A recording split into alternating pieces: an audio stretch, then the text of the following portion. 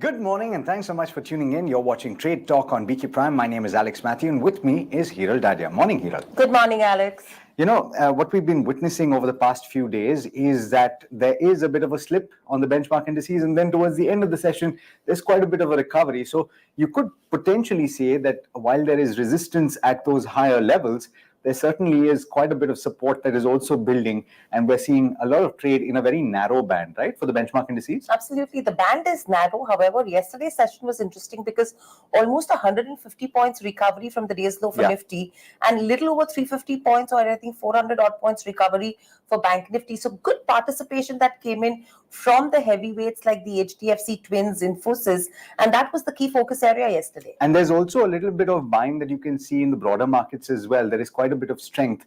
There is buying into some of those private sector banking names at the lower levels that pulls them up as well. So that's kind of like the picture, while I think the market looks for direction as to where it's going to go next. And of course, there's going to be a lot of talking points over the course of this chat as well. Several stocks that you want to watch out for. And we mentioned there is strength in the broader markets.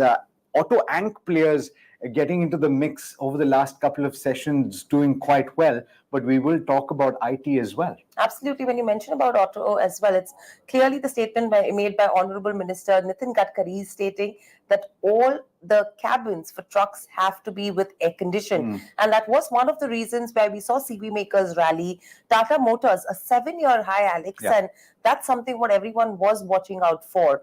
And it's clearly been an underdog in the last couple of years. And it's this year where we've seen some smart moves come in there. Yeah, certainly. So on the one hand, you have stocks like Tata Motors that are trading very close to or at all-time highs. And on the other hand, you have stocks like Z Entertainment, which are under that cloud, which are trading at least a 52-week low. Almost a 2-year low now. Right. So, well, a lot of stocks to talk about. Let's first talk about the levels that you need to bear in mind based on the technicals. We talked about those narrow bands that we've been trading in. What specifically are you looking at with regard to the Nifty as well as the Nifty Bank? Right. So, Alex, overall, if you go to see, there is some bit of short covering that we are witnessing both in terms of Nifty as well as Bank Nifty, specifically from yesterday's trade perspective. In fact, if you see the volatility as well, that has been on a decline. Now, all eyes, as we know, have been in terms of when Nifty actually achieves its all-time high levels. There is robust support coming in at 18,650, whereas 18,600, this is the zone that we're looking at. However, if you have to actually understand which way the markets will go, then 18,750 becomes, the trend decider as well. Post which you will see 19,000 as the key psychological mark that the markets and investors are watching out for. If you see in terms of Bank Nifty as well, it's finding support in that 43,400 to 43,500 kind of zone. And resistance is coming in at just above those 44,050 levels. So you'll always see, even if we've gone above those 44,000 levels in terms of Bank Nifty, it clearly retraces back to lower levels towards the end of the trading session. So that's an important level to watch out for. But from an F&O perspective, if you see the data, the highest calls were unbound, and it was, in terms of the put side. Now, the highest call OI was seen at 19,000 strike, and the highest put OI was seen at 18,700. So that's the broad range. Again, it's a narrow one of 300 points that we're tracking so far. Now, apart from that, if you see the key sectors and events we are watching out for today, the first bit is where Fed Chair Jeremy Powell, the 2-day testimony will start today. We will get something from there tomorrow. So some, action in terms of global markets, also, yes, will be seen. But apart from that, from a sector perspective, defense will continue to remain in focus. And this is again on Honorable Prime Minister Modi's visit. And there could be some traction coming in there. Apart from that, you have another few sectors which will be in focus, will be in terms of where, apart from defense, you're talking about IT as well, because tomorrow you have Accenture, which will be reporting numbers. So ahead of that, you have IT probably that could see some bit of buying interest, or depending on what the street is expecting for Accenture, you could see some selling as well that could come. Right. And some of the smaller names also bear watching. Cyient is one of them. We saw a significant update from that company on the stock exchanges. Of course, a subsidiary, Cyient DLM, which is going to be going for its initial public offer. It has launched, or rather sent its DRHP to the SEBI just a couple of days back. And in case you weren't aware, This is essentially a company that works in the design-led manufacturing solution space. So they essentially make designs for manufacturing companies, electronics companies, and this is a 700 crore fresh issue of shares that will be done by Cyient DLM. And this, of course, is something to bear in mind for the parent as well. Absolutely. And with this, another sector, what we need to track is the NBFCs, because clearly you have the NBFCs which are garnering more interest vis-a-vis what the banks are doing. So watch out for that pretty closely. But apart from that, BEL absolutely is in focus from yesterday's session. In fact, towards the close in terms of market hours, they did get an order worth 5,900 crores. In fact, Rishi is with us to tell us more. Rishi, good morning. A 5,900 crore order. What would this mean for BEL, number one, and what are brokerages making out of it?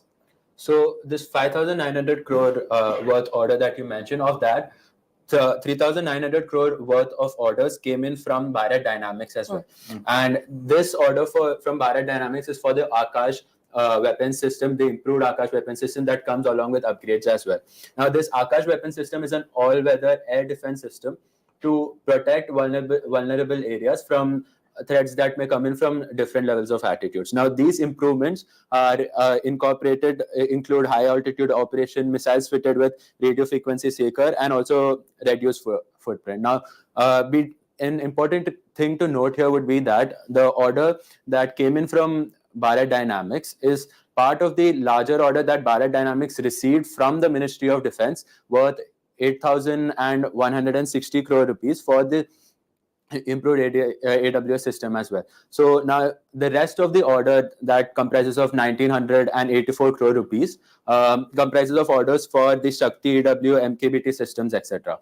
Now, talking about brokerages, Prabhudas Leeladhar continues to maintain a buy rating on the stock while with a target price of 125, while also valuing it at a PE of 23 times this FY25 estimates. Now, PL believes that the company will be able to meet its management guidance of receiving new orders worth 20,000 crore rupees in FY24, given that this new order already accounts for 30% of that target. Now, the company will also be able to attract newer orders going forward, given that it has a strong order pipeline for shipbuilding equipment and electronic weapon system as well. Now, the brokerage is also positive for BEL's long-term growth prospects as well, given that it diversifies into newer businesses like the hydrogen cell and EV batteries, while also increasing its focus for the export markets. Now, its growth prospects will also be supported by the government's focus on increasing domestic production and also becoming Atmanirbhar in the defense sector. That really is the key word to bear in mind in the defense space as well. Thanks, Rishi, for that update. Atmanirbhar Bharat, we were talking about Mazgon just a short while back, and the fact that it's building 6 submarines. When was the last time you heard about something like that, right? So you have a lot of developments. Sajid has pointed out on this program itself that these things take time to pan out. Sajid, the execution timelines are very long. Is joining us to talk about another stock, though. Absolutely. In fact, Sajid, overall, taking it from defense to the logistics space, right? There is a lot of buzz. In fact, in the month of May itself, we did see logistic companies which were up and about. Capacity plus the demand supply that was improving was one of the key things we were watching out for. Blue Dart has been in focus now as well. A lot of brokerage reports coming in terms of Blue Dart, and I think Motilal Oswal has come in with an upgrade as well. That's right. If you look at the logistics pool, it's benefiting from benefiting from the lower ETF prices, which is happening, right? Normally, ETF prices are directly linked to Brent, and when Brent cooled off, ETF prices were not, correcting much, and that correction has happened only post May 2023, and that's where the benefits are coming or flowing into companies like Blue Dart Express.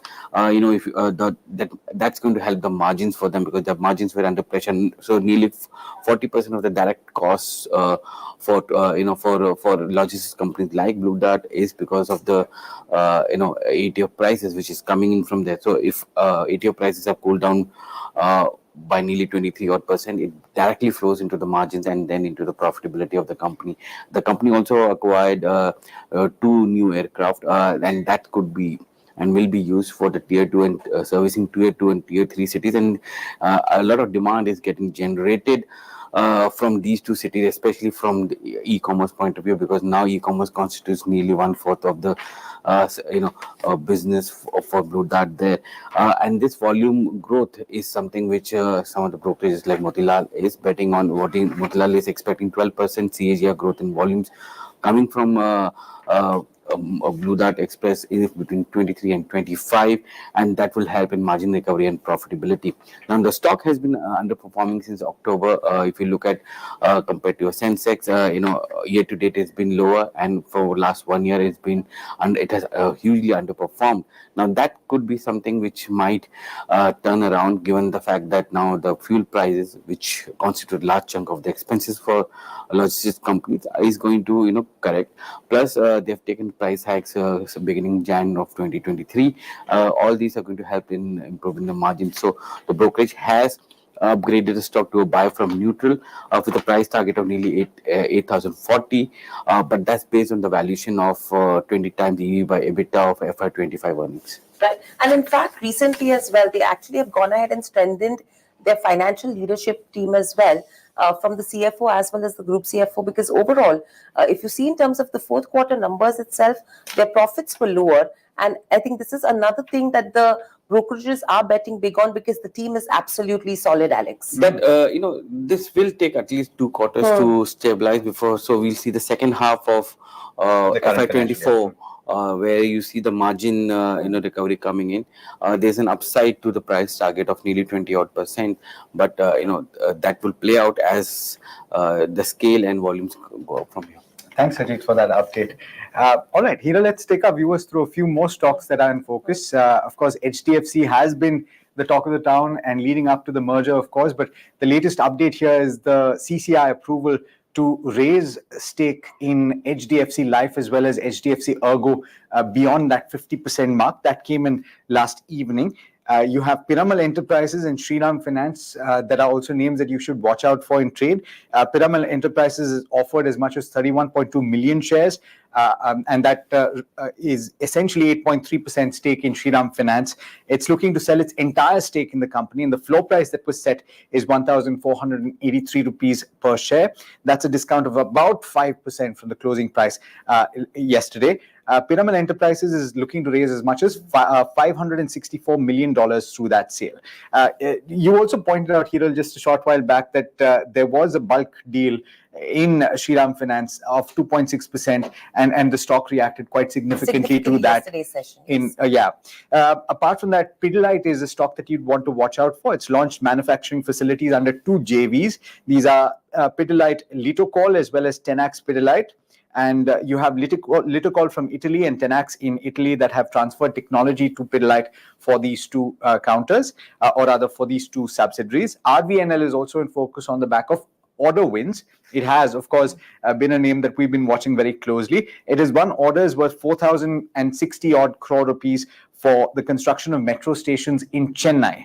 And this is, it will construct as many as 12 underground metro stations for a price of 4,060 crore rupees or thereabouts. So overall, I think railway has been the talk of the town as well. So I think it's a long-term growth story that analysts are betting big on. But apart from that, another sector, Alex, that was buzzing in trade in yesterday's session, if you see, was the hospitals as well as the diagnostic chains. Now, the government has revised the CGHS rates for 36 radiological and imaging investigations. Now, the rates are for NABH as well as non-NABL. I'm sure you're wondering what is NABH as well as non-NABL. So NABH is the National Accreditation Board for Hospitals, and NABL is the National Accreditation Board for Testing and Calibration Laboratories. That's a right? bit of a mouthful. Yes.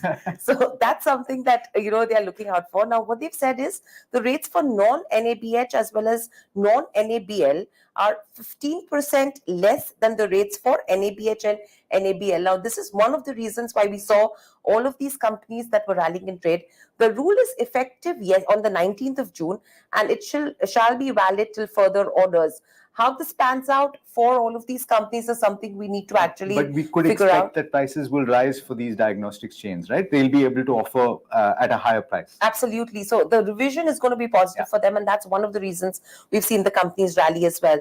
Apart from that, a lot of other companies that will be in focus on the back of change in guard. We were just talking about the leadership strengthening that's happened at Blue Dart. Now you have Gujarat Alkalis, where ex-finance secretary, which is Hasmukh Adhyay, has been appointed as chairman at Gujarat Alkalis and Chemicals. He will take over from Raj Kumar as chairman of the state-owned chemical substance manufacturer. And as we know, he served as the Union Revenue Secretary and Finance Secretary between September 2015 and November 2018. Avenue Supermarts, this could see some bit of a negative reaction because Vice President at Avenue Supermarts has resigned. That is Dheeraj Kampani, and he was the one who was in charge in terms of buying and merchandising, and he has tendered his resignation. His last day is on the 30th of June. Lastly, you have IDFC First Bank as well, where Madhivanan Balakrishnan is appointed as the Executive Director and Chief Operating Officer with effect from 20th of June, and this is for a period of 3 years. So what these leadership changes would mean for the company and how are they able to turn it around or get improvements is something we need to wait and watch. Speaking of leadership changes, there's also a leadership change at the Reserve Bank of India, Yes. where you have a new deputy governor that has been announced. And this is Swaminathan Janakiraman, who is most recently managing director at State Bank of India, that will be taking charge for a period of 3 years here. Absolutely. So I think lots for us to watch out for in today's session, Alex. Clearly, it is going to be a day of stock-specific action. Where the markets lead us is anyone's guess, because a lot of resistance is what Nifty as well as Bank Nifty are facing in trade. And we'll see soon enough where we start. Indications are pointing out to just a tad bit of a weak start, but that hasn't really panned out when we look at yesterday's session as an example. Do stay tuned. Lots more coming up in just a short while. And this is BQ Prime.